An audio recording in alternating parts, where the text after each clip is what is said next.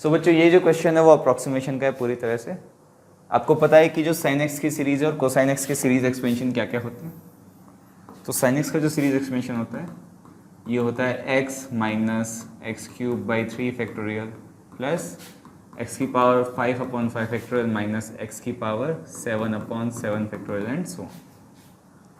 Now आप observe करो कि इनमें से हर एक टर्म है ना वो अपनी नेक्स्ट टर्म से बड़ी है। एक्स जो है वो एक्स क्यूब बाई 3 फैक्टोरियल से बड़ा होगा for you know all the values of x lying between 0 to 1।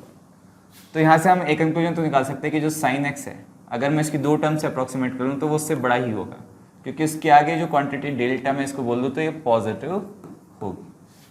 Delta positive क्यों होगी? क्योंकि आप कोई भी दो पेयर ले लो, इन दोनों को आप कंपेयर कर लो, एक्स की वैल्यू 0 से 1 में कोई भी वैल्यू पुट करके। जैसे 0 पुट करोगे तो दोनों बराबर से आ जाएगी, 1 पुट करोगे तो 1/5 फैक्टोरियल माइनस 1/7 फैक्टोरियल, ये जो है वो हमेशा पॉजिटिव ही आएगा। ठीक है, तो sine x greater than equals to x minus x cube by 6 हो गया। एंड सिमिलरली कॉस एक्स का एक्सपेंशन वैसे तो होता है 1 minus x square by 2 factorial plus x की power 4/4 factorial and so on minus x की पावर 6/6 फैक्टोरियल एंड सो। आप पाओगे ये भी पॉजिटिव होगा, ये भी पॉजिटिव होगा, और इसको आप अप्रॉक्सीमेट करोगे तो ये जो डेल्टा है ये भी पॉजिटिव होगा, मतलब जो कॉस एक्स की वैल्यू है वो greater than equals to 1 minus x square by 2 होगी। स्टार्टिंग विद दीज अप्रॉक्सीमेशंस एक एक करके हम ऑप्शंस पे चल लेते हैं कि अगर cos x जो है वो greater than equals to 1 minus x square by 2 है तो दोनों साइड आप x से मल्टीप्लाई कर दो तो x cos x जो है वो greater than equals to x minus x cube by 2 हो जाएगा।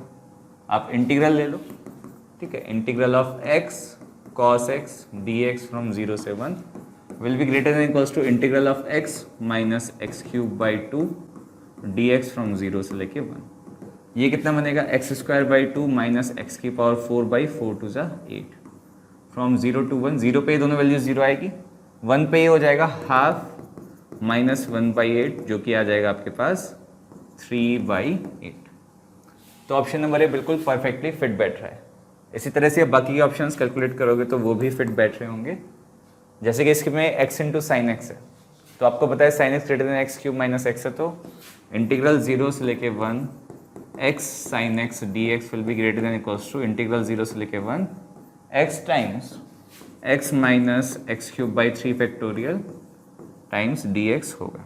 ठीक है, इसकी वजह आप निकालते रहो तो एक्स स्क्वायर का इंटीग्रल क्या हो जाएगा? इंटीग्रल ऑफ एक्स स्क्वायर हो जाएगा x cube by 3 minus integral of x की पावर 4 क्या हो जाएगा? एक्स की पावर 5/5 इंटू 6 30 फ्रॉम 0 to 1। 0 पे 0, 1 पे वैल्यू हो जाएगी 1/3 माइनस 1/30 तो ये हो जाएगा 10 माइनस 1 9/30 यानी कि 3/10।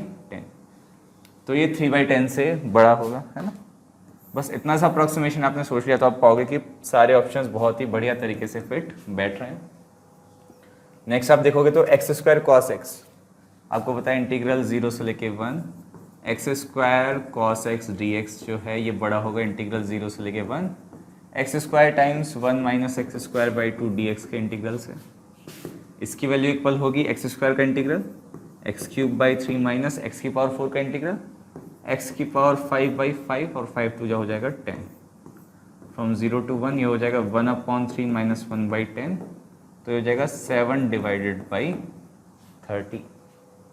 ठीक है, अब ये एक्स स्क्वायर कॉस एक्स है और कॉस एक्स अपने आप में 1 माइनस एक्स स्क्वायर बाई 2 से बड़ा है। एक बार फिर से चेक कर लेते हैं 7/30 तो क्या ये हाफ से बड़ा है? 7/30 कांट से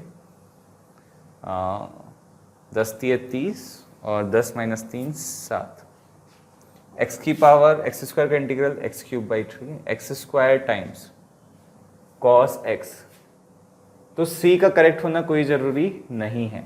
ठीक है, ऑप्शन नंबर सी का करेक्ट होना यहाँ पे कोई ज़रूरी नहीं है, पर हम ये डेफिनेटली कैसे पता करें कि सी करेक्ट है कि नहीं है? तो हम इसको अभी तक क्या कर रहे थे, लोअर बाउंड ले लेते हैं, हम इसका अपर बाउंड लेते हैं। अपर बाउंड क्या हो जाएगा? अपर बाउंड हो जाएगा आपका कि कॉस एक्स आपको पता है 1 से छोटा होता है तो इंटीग्रल 0 से लेके 1 x square cos x d x जो है वो लेस देन इक्वल्स टू 0 से लेके 1 एक्स स्क्वायर डी एक्स से छोटा होगा। एक्स स्क्वायर का इंटीग्रल क्या हो जाएगा? X cube by 3 from 0 to 1 तो ये तो कितना आ गया? 1/3 आ गया, और 1/3 हाफ से काफ़ी छोटा होता है ना कि बड़ा, तो ऑप्शन नंबर सी हमें पुख्ता पता चल गया कि ये तो डेफिनेटली फॉल्स है। और जहाँ तक ऑप्शन नंबर डी की बात है, अभी तक सिमिलर टाइप का मैनिपुलेशन जो हमने ए बी सी में किया वो का वो करने का ट्राई करते हैं, तो वहाँ से ये भी आ जाएगा। ठीक है, तो ऑप्शन नंबर डी हम और चेक कर लेते हैं फाइनली। तो आपको पता है कि इंटीग्रल 0 से लेके 1 x square sine x d x जो है वो less than equals to integral 0 से लेके 1 x square times x minus x cube by 6 d x से छोटा होगा। ठीक है, इसका इंटीग्रल आ जाएगा एक्स क्यूब का इंटीग्रल एक्स की पावर 4/4 माइनस एक्स की पावर 5 का इंटीग्रल एक्स की power 6 divide by 6 6 36 from 0 to 1। तो ये हो जाएगा 1/4 माइनस 1/36 जो कि आ जाएगा 36 और 4 9 36 9 माइनस 8/36 जो कि हो जाएगा 2 डिवाइडेड बाई 9। तो ऑप्शन नंबर डी भी टोटली ट्रू